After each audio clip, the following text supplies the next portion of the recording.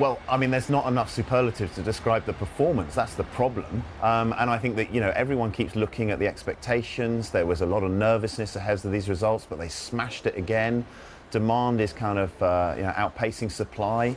So you have to look at it and go, there's a lot of potential here still. And as we saw, as you say, the repivoting around kind of these AI factories, I think as Jensen liked to call it, and some of the new opportunities he's seeing with AI kind of sovereign investments as well. It's an astonishing time for this company. When it comes to what we're seeing on the buying side, Alphabet, Microsoft, Google, Amazon, accounting for about 45% of the company's data center revenue. We know that they're buying these chips for training purposes. We know there's inferencing around the corner as well. But what happens once these machines are trained up? What does the demand actually look like for these high-end chips?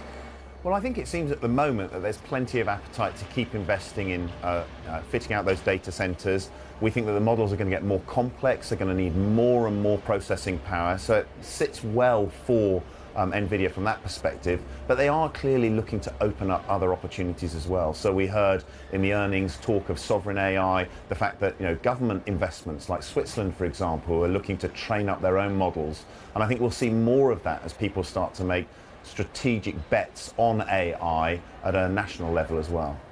When we're looking around and thinking, right, who can compete with Nvidia at this point? We know companies like Microsoft and others are looking at their own semiconductors for data centers, but actually it still looks at this point like Nvidia is the only game in town. However, we are seeing AMD and others come to the market. Does Nvidia, as you look over, let's say, the next year or so, face any real test when it comes to a competitor? I think it's hard to see where that comes from right now. They've locked out a lot of the supply of the core GPU technology.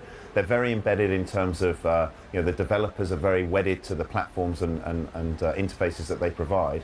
So I struggle to see where that competition comes from. But no company in the semiconductor space can afford to ignore this opportunity. So of course they're all investing and they'd all like to take a slice of Nvidia's pie. And you mentioned that sweet spot Nvidia's in now, large demand, supply still slightly constrained. Yeah. Do you see that working itself out at any point where that demand and supply sort of match up?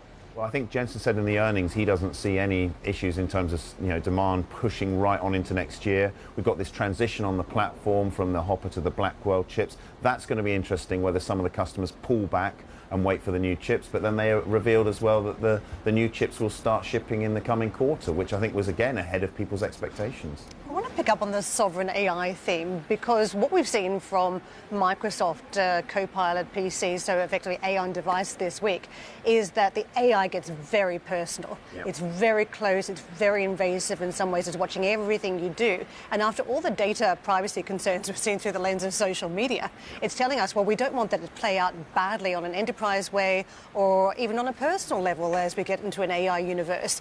It does tell you that those data centers, where the data is stored and how it's used, are very close to where it's going to be used. So it means it's a different cycle, doesn't it, this time around, that you're going to see countries having to step up on these investments. You're seeing enterprises going to have to step up.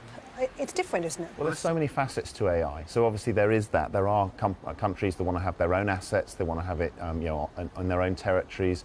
They also want to learn about the technology. They see it as a big catalyst for future technology investment.